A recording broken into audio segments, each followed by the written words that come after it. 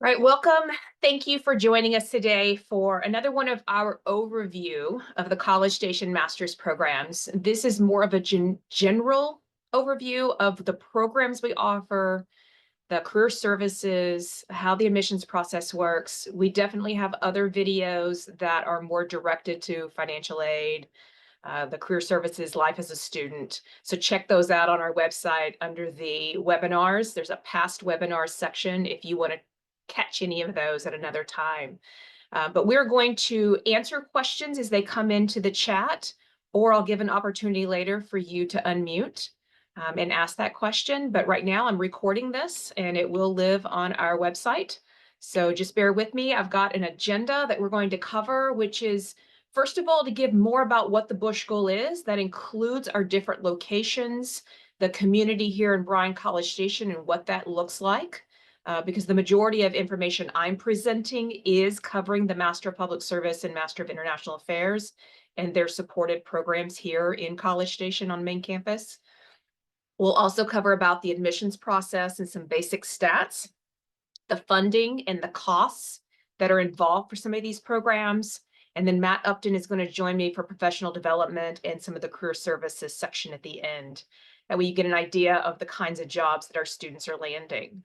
So my name is Catherine Meyer. I'm the Director of Graduate Admissions and Recruitment here at the Bush School. And then joining me, probably about 30 minutes in, will be Matt Upton, who's our Assistant Dean of Career and Student Services.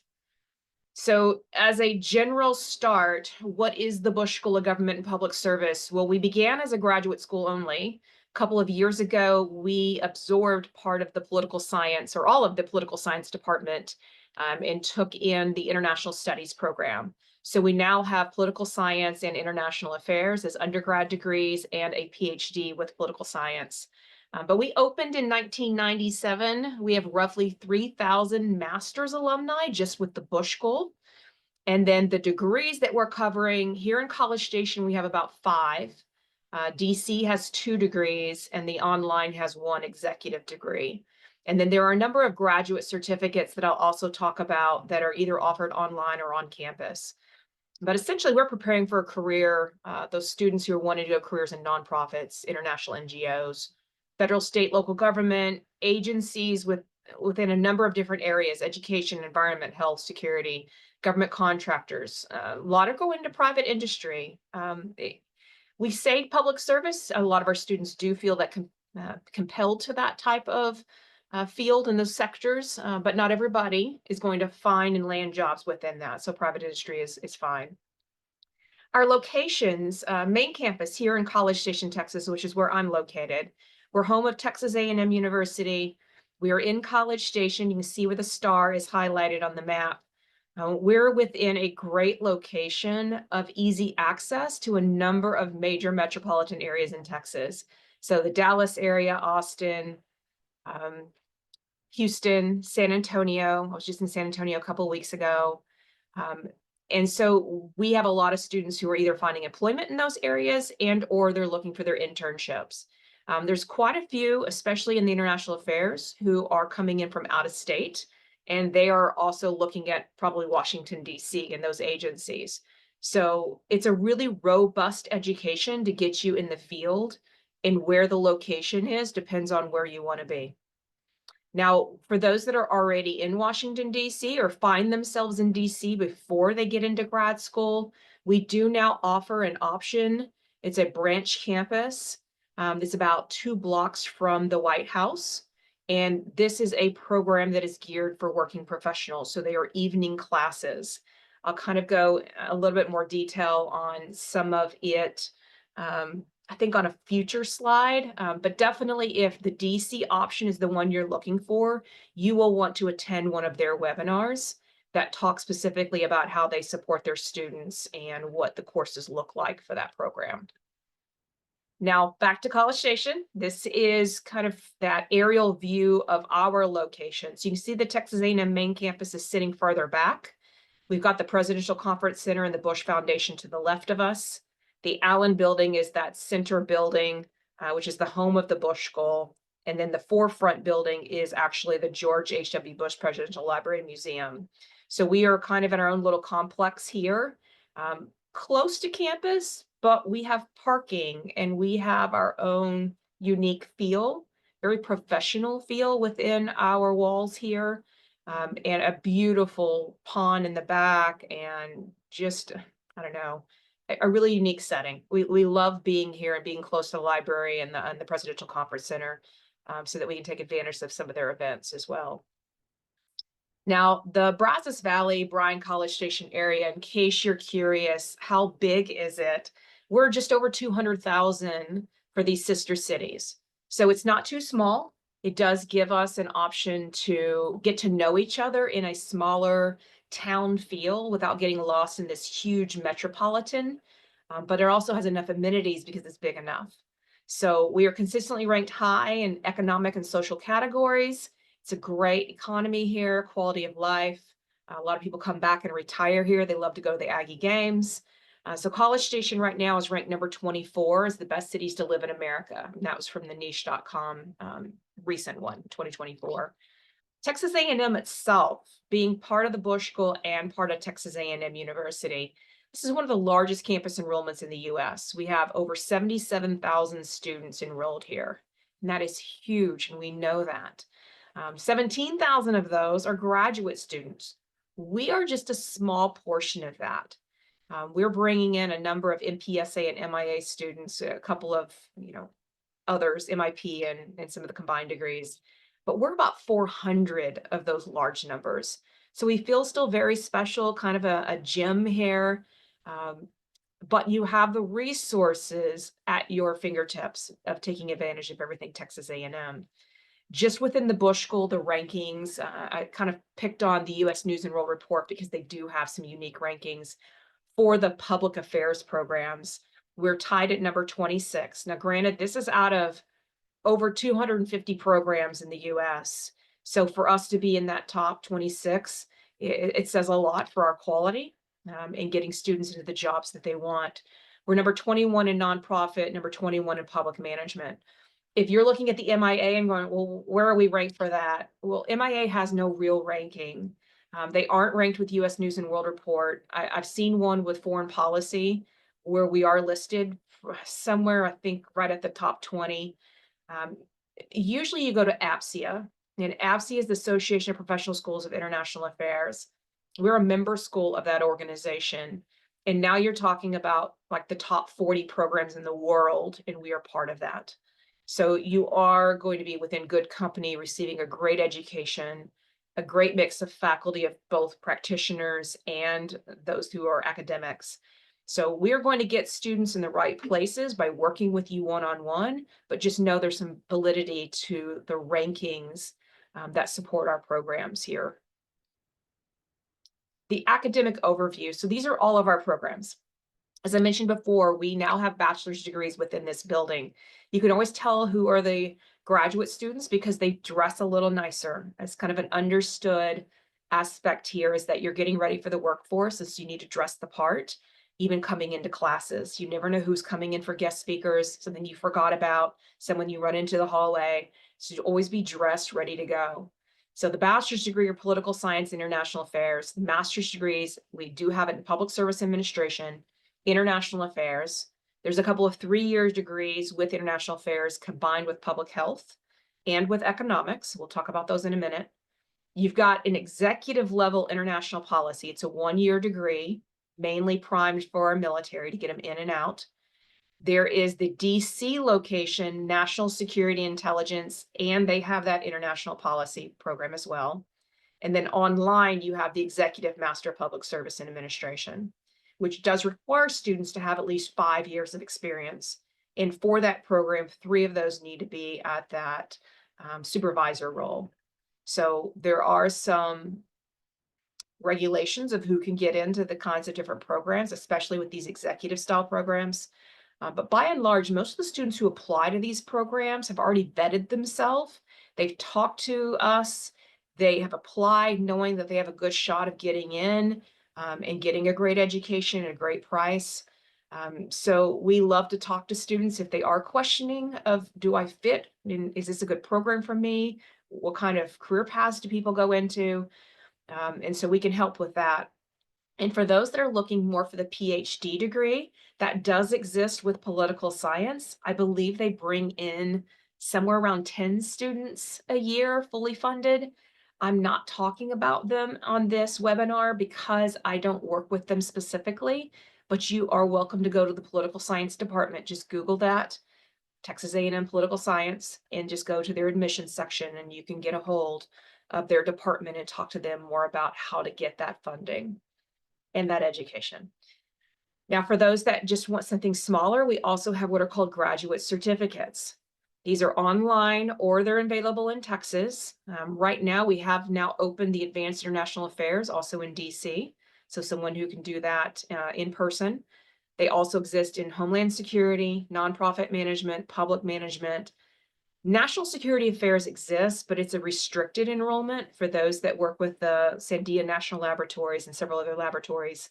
And then here, if you're on campus, there's a geospatial intelligence that you can work with the geosciences here at Texas A&M. So that has a few students enrolling each year. So uniquely with the Master of Public Service Administration, this is a 2-year, 48 credit hour degree. It does require an internship unless you have some of that experience coming in. And you do get a great working for a client capstone experience where you'll be working with several of the other classmates in doing some consulting work for this client. You'll have some say-so. So even though it's a required course, it works much like an elective because you do have some say-so in which one you get to enroll in. So you can do that based on the topic. You can do it based on the faculty member who's teaching it. Some people even find out where they're traveling and they go for that. It has a number of different options. You will have some say-so in what you want to do for that. We also have a number of PhD collaborative degrees. So people start with the MPSA, and then while they're in our program and they enjoy the research aspect of those fields, they can then apply to the Department of Education and the Department of Public Health and extend their education and get early enrollment for that PhD program. I don't know how the funding works with it. You'd have to work with those departments to see how that, but they do exist. It's something you can work with our department once you're here. Now, if someone did start one of those Bushkill graduate certificates early, keep in mind we can take up to 12 credit hours into the master's program. Now, for the MPSA, it does not allow you to graduate early. It just allows you to take 9 hours instead of 12 hours. You're still a full-time student then. You still receive full funding of what you could do. If you drop to 6 hours, it's now part-time, no funding. So keep that in mind. Some students even use the spring semester or the summer, maybe getting started early if they graduated early in December and want to keep busy. And you can take some of those course credits and they will count towards the master's degree. Just giving you a little bit more freedom to not have such a heavy load, maybe on a semester when you're graduating.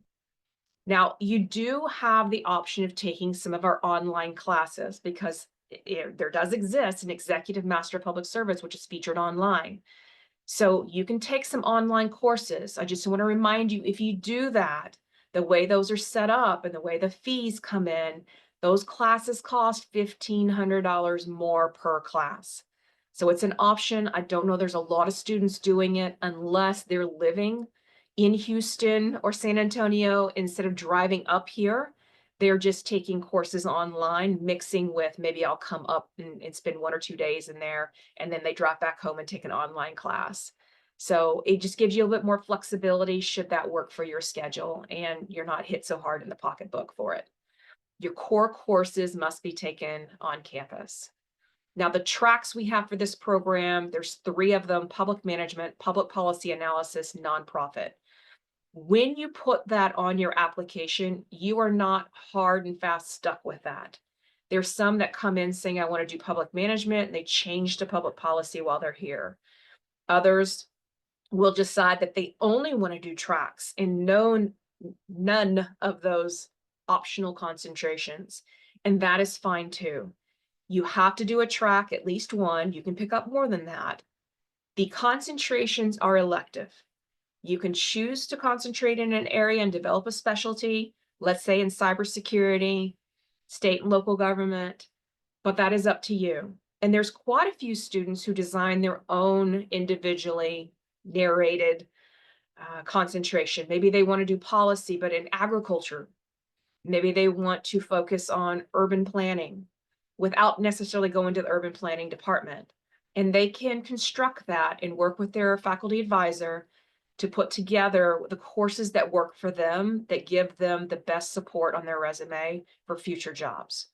So we have several that exist here that you can choose from, but you can also construct your own or choose not to do one of those at all.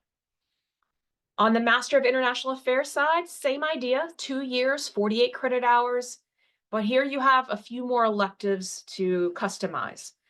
You are required to do a foreign language test to graduate, which means you have to speak a foreign language and pass. We usually use American Council on the Teaching of Foreign Languages, pass at intermediate low. That's conversational level in a language of your choice. So someone who might be studying the Middle East and wants to do the regional area of the Middle East may not be ready to take their test in Arabic or Farsi. Maybe they want to fall back on the French they did in high school and undergrad, and that is fine. We can organize that test and you can take that test and pass it at intermediate low in that language. If they later are comfortable and are ready to take it in Arabic, we can then work with them for that too. So keep in mind that that is going to be a graduation requirement. So at some point while you're here, you will need to sign up for that test and take it before the end, I think, of January of your graduating semester. Because if you don't pass it, then you get one more chance to try to take that test, only now it's on your cost instead of ours. Also required for the MIA is an internship or the language immersion between year 1 or 2, unless you're coming in with experience to get that waived. It is going to be your choice. Many students will go for the internship because of the networking opportunity, getting their foot in the door. If they do well, sometimes it means an offer could be coming for graduation.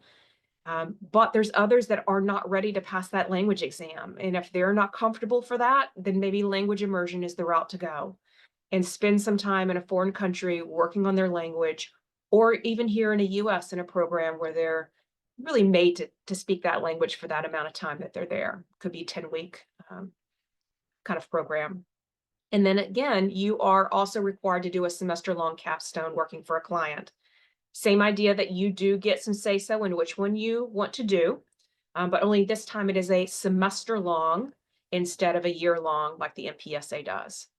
We do have 3-year combined degrees where students will start with the other programs. So in this case, public health, you would start a year and a half with them, or you start a year within economics, and then you transition to our program and start taking our classes. I'll cover those in just a minute. You can transfer up to 12 credit hours from the CAIA and CHLS graduate certificates. You could even do it with nonprofit management or international NGOs, but you'd have to create your own concentration to make those work. We do have required tracks, just like the MPSA. So national security and diplomacy is one. International development and economic policy is the other. The large majority of our students enroll in the NSD, national security and diplomacy. Take special people who want to do the economics. We want to find more of them. That is your jive and you want to do more, please follow through. There's just a need for people understanding the economic side and how that affects security. And so being able to take some classes in that is really dynamic. In the MIA, you are required to do 2 concentrations. So conflict and development, cyber policy, diplomacy, there's a wide range of lists here. One of your concentration has to be tied to your track. The second concentration can be any of them. So there's a lot of ability to mix and match courses. Some students even find the way to count a 3rd concentration. Others just start taking a hodgepodge of interesting courses to develop their skill sets. Now, I mentioned earlier those combined degrees. If someone wants to do public health within international affairs, especially regarding the issues of like the pandemics that have occurred multiple times in this country, they can apply to both us and the public health at the same time. It does require 2 separate applications. You start with SOFUS, which is the application for public health. You're going to start with them in the first year and a half, And the second year and a half, you come over to the Bushkill and you start taking our MIA classes. So this is a 3-year, 78 total credit hours, and you get 2 degrees. This is very small. We might have between 3 and 10 applications, with maybe about 2 to 3 who enroll every year in the spring because they're coming in a year and a half in. The other option is a newer one. It's a Master of Science in Economics with International Affairs. But here you actually apply to economics, and if you then decide you want to come into our MIA in your second year, you apply through an internal app, and you would just go through the degree plan with it. So first year with economics, second year with MIA, and then a semester going back and forth between the two as. So same thing, 3 years, 78 credit hours for 2 degrees. I will note that we talk about funding, and that is when you are part of the MIA. But when you're part of economics or with public health, you are going to have to coordinate funding with them, and if that even exists. So while I can help with people get scholarships and non-resident tuition waivers to get them in-state costs, that is only when you're within our part. So you really have to be careful in ensuring that you can still get some support and help from them to make the program a little more affordable. Or maybe you save on our end of it and pay the higher price for theirs. So check with their departments if this is something of interest. Those are all found on the website with the contact information. That Master of International Policy I talked about is offered in both DC and Texas. This is a fast track program, so 1-year program, 30 credit hours. It requires 4 years of professional international experience. So really, if you don't know if you're qualified, ask us, because if you apply for this program and aren't qualified, we automatically deny you and you've wasted your funding, that application cost. We can't give that back. So make sure that you are qualified. Do know that we are accepting applications for fall, spring, and summer entry. This is a smaller program, so we can run the rolling admissions. You can take up to 2 online courses for that higher cost that I talked about earlier. It's $1,500 more per course you take online. For the international policy, there's no internship, no capstone, no foreign language requirement. They really are getting people in and out. Bushkill funding is not available, but people can use federal aid, and you can have military benefits be used for the program. For DC campus, just remember, it is a evening working professional setup. So it's a little bit different than ours. Both of us offer tracks in national security and diplomacy, but DC does not have international development. So if you want that option, you have to come here to the Texas to get it. Elective focuses, if you choose to take certain classes, you will be doing that from the MIA concentration courses. DC, you're just choosing from the tracks because they don't have a lot of elective concentration. They have some, but majority of your courses are chosen from that security track. Now, if interested and want to apply for these, keep in mind the deadlines for the Master of Public Service, Master of International Affairs, and the combined degrees are listed in the top part. We have a priority app funding deadline of December 15th. What that means is there's a couple of applications that require earlier deadlines for funding if they're Texas A&M supported. There's not many of them, but if you miss that December 15th deadline, there's a good chance we won't get it ready to make nominations should you be qualified. But for everyone, as long as you hit our regular application deadline, it's January 5th for the MIA, January 10th for the MPSA, February 1 for the MIA combined degrees, then you will be considered for our full funding. We don't give our funding out until March. And so as long as you get your application in by then, you are guaranteed to be considered for that. And it does not require an additional application for federal aid. Sorry, I said that wrong. Our financial aid, our scholarships. Now, for federal aid, you will have to go through FAFSA, and I'm going to talk more about that in a webinar later this week on Thursday if you signed up for that. Now, deadlines for the MIP, this is a rolling degree, so it's 4 years of full-time professional experience required to apply. They've got a fall deadline of April 15th. Those are the vast majority of people apply. Those that need spring or summer, it's either October or March. So our deadline for spring is already passed. We have a handful of students coming in, and then our next deadline will be for that summer, and we might have 1 or 2 come in, very small. Now, for the requirements, they're all the same. Application fee. So we use a program called GradCast. The fees are $89 for domestic students, $114 for international students. There are a few application fee waivers for organizations that we combine with, programs like Peace Corps, those that have applied to and gotten finalists for Wrangell and Pickering. There's several programs listed on the website. If you qualify for that, we will pay that application fee for you. I can just never waive them for people. I have to pay Texas A&M for them. So I'm a little restricted on how I can handle that. So if you can get application fee waivers from other schools, do that. I just can't do it for us unless you qualify for one of those organizations. Transcripts at the time of application, they can be unofficial. If you decide to accept our offer, just make sure you quickly get those final transcripts in. They will need to be sent from your university, usually digitally, and get those in so that you can then start registering for courses. We are down to 2 letters of recommendation. So just make sure that you have solidified and talked to those recommenders. Preferably, faculty like to hear from other faculty. So if you can, try to pull academic references. If you've been out for a number of years, there's no expectation for that anymore. At that point, you need to use the strongest you can find from work experience. You can pull back on academic if you've got it, but really go for your strengths. Who can write a good letter of support for you? The resume, make sure it's no more than 2 pages, but yes, it can be 2 pages. So use that space. Personal statement, we've got those listed on the website. Make sure you hit that topic. Tell us kind of where you're coming from, what your interests are, what you're hoping to study, in the career pathway that you're looking for, and just tell us in your voice what it is that you want out of this program.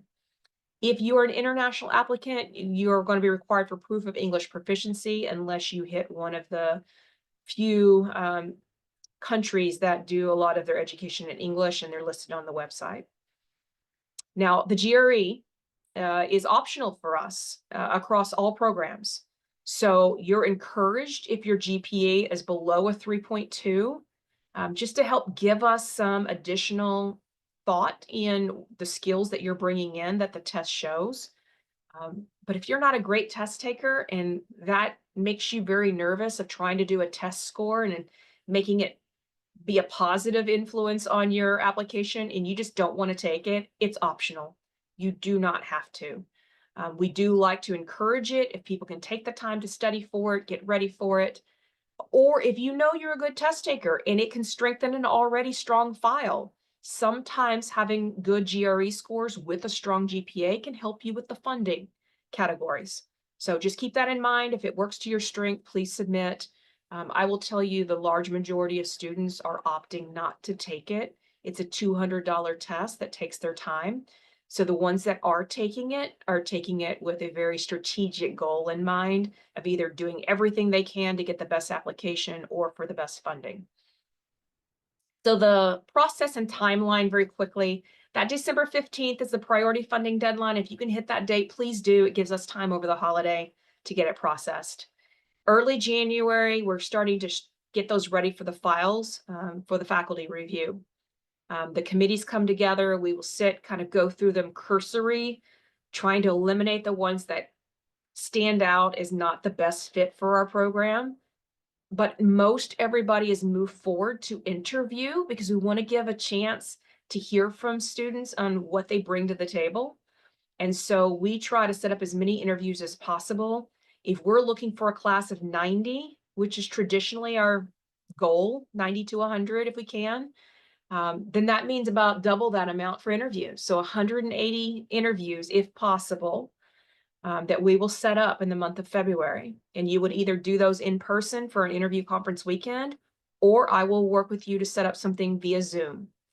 So keep in mind that those are different ways. You have to do an interview for the Master of Public Service and International Affairs to be admitted. It's part of the scoring system for here, and you've got to have them or we do not move you forward. In late February or early March, we will now meet with the final reviews with the faculty in those committees to hash out not only admittance, but where you kind of land in that funding category, the tiers that we're giving out. And I'll talk a bit about funding in just a second. But by March 15th, we're trying to get all those offers out to you via email with a letter attached to that email. And then you have 1 month until April 15th to give us that final decision of accept or decline with the steps on how to get that decision to us. So we will work with you every step of the way. We'll try to get all your questions answered, get you in touch with the faculty or the students to ask your questions about life here. But keep in mind, it is a bigger process. And then for the MIP, it's very streamlined. So the MIP decisions are made and emailed about 7 to 10 business days of a completed application, and you work one-on-one with Ashley Treadway in our admissions office to do that. They don't require the interviews. They're just looking at the merits of those applications with the department head and making a quick decision. All this information is on our website under the admissions section, and you just go to the program of interest to you, step by step. Ashley's done a fantastic job of putting all this information on the website that you can just read about what we are and the timeline for it. Now, if you're curious where you stack up to the most recent class, I've listed the stats here, and these are also on the website. You just have to go to the stats under the admissions section. The MPSA average GPA was a 3.47. Average age was 27. It's a little bit older than usual. Usually we're somewhere around that 24 to 25 years old. 57% were female, 24% were underrepresented groups, 20% were international, 34% were non-residents. So you can see we have a large Texas residency here. It tends to be more local student, state government for our students. And then the work experience, you can see by years, it's almost 60% or 0 to 2 years. So a little bit younger group, but this year we had 30% that were more than 5 years. So that was great. We love bringing in the students that have some experience. They add a lot to the context of a classroom discussion. The MIA slightly higher in their GPA, 3.56. Their average age was 24, a little bit younger group. 48% female, 25% underrepresented group, 14% international. You'll notice the international students, usually we have more in the MPSA than the MIA, mainly because they're going back to their home countries, doing programs with their government or within the nonprofit industries. It just tends to work better in the match of what we do than the security, which has a little bit more concerns of intel and so forth. So same idea, the work experience is right at 62% with 0 to 2 years. So the makeup is a great mix from year to year. It doesn't change a lot. We would love to have more international students, but unfortunately, a lot of them require a lot more funding than we can offer, which again, I'll cover in a minute. And so we are not able to land as many of them. So our numbers are always somewhere around 10 to 20% each year for international students. Basically, when it comes down to funding, it's merit with your experience and your fit for the program that affect your scholarship levels. Now, remember, I told you we're trying to enroll between 80 to 100. 90 is usually that go-to mark. You're sitting in classes that, again, the cohort is around 90, but the class sizes are more like an average of 16. Most of our classes max out at about 20 students, maybe 25. And so there is a lot of discussion, a lot of calling you out, asking you to participate, which is great for a master's education. And you're learning from those seasoned practitioners and those academics who are experts in their fields of whatever area you're looking for, whether it be Middle East, whether it be nonprofits, whether it be certain policy areas. So that's what draws people to this program, are those faculty who are so dynamic. Now, as far as the funding and the cost, and I'll pass this over to Matt Upton, the funding, scholarships here are given in year one purely on scholarship. There are no GA positions to be found in year one, unlike some schools. So 100% of our MPSA and MIA students are going to receive a scholarship. And if you're not from Texas, you will also receive a non-resident tuition waiver. That's worth about $12,700 right now at 24 credit hours per year. Now, scholarships that we are giving, there's a few that are a little higher end, what I call more of that full ride. They're about $29,000 per year. Very hard to get because there's so few of them, like 3. And then you've got scholarships that the Bush School is giving. That's $20,000, $15,000, $10,000, $7,000, $5,000, $3,000. The majority of our students, 2/3 of them, are receiving a 3,000 and a 5,000. That's how we can cover so many people. Now, over the summer, if you do choose to do an internship or even some of that language immersion, you can receive some stipend help for unpaid positions or for help for that language immersion if you attend our career workshops and complete the deliverables. So we can help you from additional funding outside of those original scholarships if you need help for those unpaid internships. Year 2, you're either renewed at that same level, or if you choose to apply for a GA position working as a grad assistant, either for faculty or for staff, then you give up that first year funding and instead you're working now 20 hours a week for somebody here at the Bush School, and you're receiving about $20,000 for that work. So it can be a significant jump if you can move from a $5,000 scholarship to a GA in your second year. Now, the only other thing to mention on that is that's within house here at the Bush School. We do have some students who are also keeping their Bush School scholarship, but they're applying through Jobs for Aggies, which is where a lot of the jobs are advertised here at Texas A&M. I think virtually all of them have to be. And those can be student worker positions and GA positions through resident housing. It can be through veteran services. It can be the Writing Center, International Student Services. All across campus, they hire GA positions. And if you get one of theirs, you don't have to give up the Bush School scholarship. So that is something to keep in mind that several of our students each year do in order to supplement the Bush School funding. And that's in addition to going through FAFSA and applying for that, which again, I'll cover in the financial aid website. So here's just a breakout of estimated tuition and fees. So for a Master of Public Service and Master of International Affairs tuition for a student, you're looking at about $13,600 per year. Now for a non-resident, it's a little higher until we kick in that non-resident waiver, and then you're going to see it's the same cost.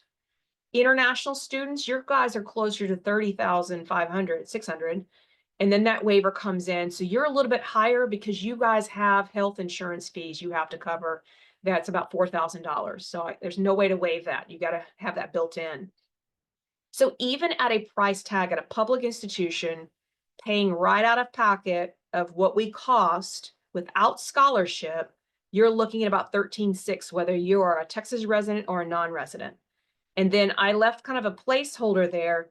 Depends on what your scholarship amount is. If it's a $5,000 scholarship, now you're paying about $8,600 out of your pocket. Or again, you're working or you're using loans to help you.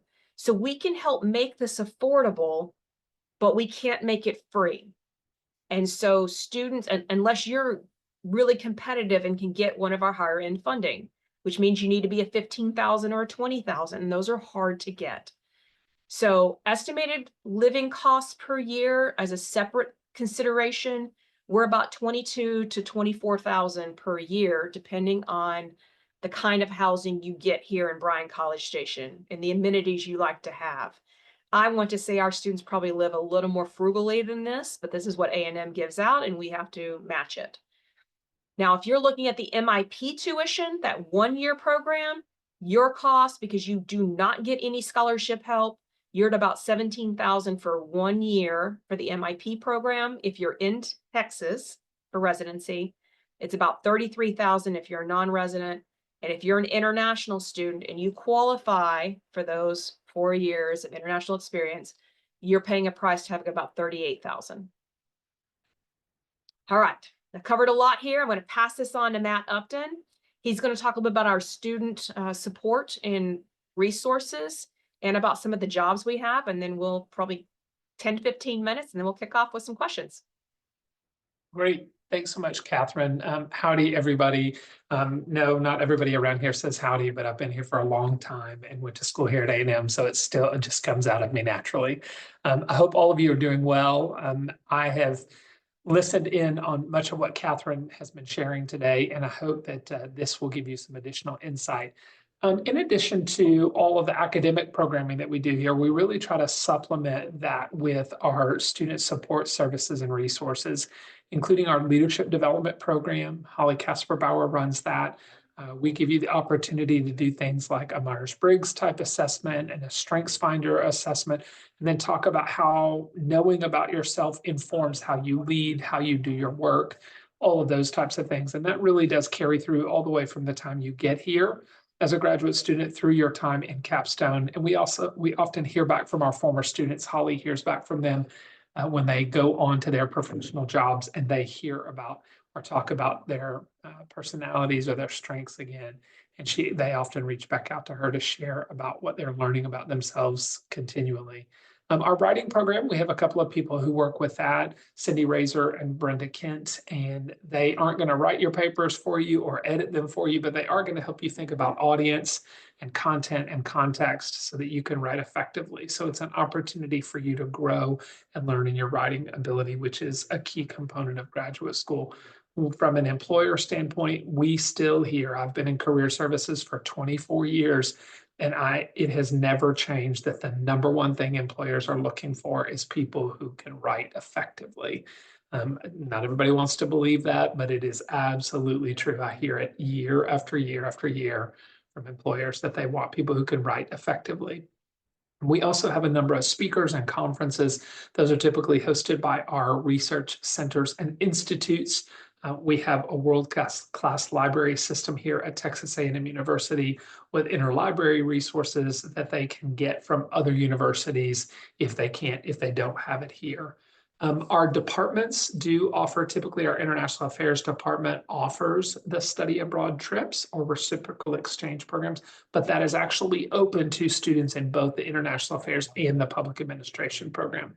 So most recently, we've had people go to Greece and Israel, Mexico, some other places like that. We've actually got a student from Wales here this semester. And those are opportunities that we have opportunities to send our students to those places as well down the road. Capstone travel, depending on who your client is, you may find yourself traveling internationally or at the very least traveling outside of the state of Texas, especially if you're in that international affairs program. Catherine has spoken extensively about the language requirement, so I won't spend a lot of extra time on that, other than to say that in addition to that opportunity to do a language immersion between your first and second year, we also offer online Rosetta Stone licenses and practice groups for you to be able to work on your language skills. You do have to pass that exam at an intermediate low level with the American Council for the Training of Foreign Languages oral exam. So it's an oral exam, not written at all. You get on a phone call with someone and they start a conversation with you in the language you're testing in, and then they see how you're doing.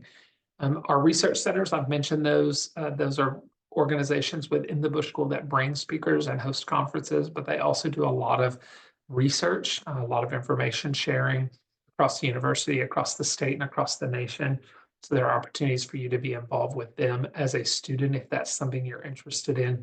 And then inside the Bush School, we have a number of student organizations, public service organization, our internal student government association with different committees ranging from social committees to we have a gala every year, a formal event to a sports intramurals committee. So you can really be involved in a number of different things there. Our ambassadors program, they serve as hosts for the different guests that are coming into the Bush School for this conferences and the speakers that are coming. Association for Fundraising Professionals, for those of you interested in that, International City Management Association, ICMA, and then intramural opportunities, not to mention the over 1,300 student organizations at Texas A&M University that you can get involved with as well. So most people are coming to graduate school for the primary focus of enhancing their career, starting a new career, or just improving their ability to be successful in the career field. So it's no surprise that we have a major emphasis on career services here. I work in career services. That's what I started doing here 21 years ago. My role has shifted a little bit, and I still provide some one-on-one advising, but I have two staff members, Michael Cochran, who manages employer relations, and Ashley Winterroad, who manages all of our career programming. You probably want to know what kinds of jobs you can get with a degree in public administration or international affairs. So the information is on our website as well, but you can see here that our employment rates range. Typically, we have a 90 to 95% response rate, so really good response from our graduates. And those that respond, our employment rates are 86 to 99% employed. So they do very well, and that's all within 6 months of graduating. We post that the same way that other NASPA and APSIA schools do. So you'll see in the public administration program, our three primary areas that students go to work in are state and local government, nonprofit organizations, and the federal government. And then in the international affairs program, you see that the majority of our graduates go into the federal government or government contractors. When you look at those numbers, you really should be combining those two numbers, because in the international affairs program, government contractors are almost exclusively federal government contractors. And then you'll see a little smattering of some private sector work. Every once in a while, you'll see some more state government work like we did in 2022 in the international affairs program. Because we're in a big state like Texas, and you'll find this in other states like California and Florida and other places that have either a border or a coast where national security is a major issue for them or a major concern of theirs, you're going to see a little more opportunity for our international affairs students to work in state government and still be involved in international relations. Continuing education is typically going on to law school or getting a PhD, although it can be a master's degree at times, but usually not very many students go on to that. Okay, so you might want to know where our students go to work. You can look at the list here, but no surprise with a concentration in national security and diplomacy. In the international affairs program, we have a number of students who go to work for three-letter agencies in the greater Washington, D.C. area. You'll also see things in here like USAID for those interested in international development or nonprofit work. You'll also see places like the U.S. Government Accountability Office for those who are just interested in working in the federal government. State and local, we've got people working in the state of Texas, but also outside Maryland, Utah. We've had students go to work in Kansas and California as well, in both state and local government, Wyoming.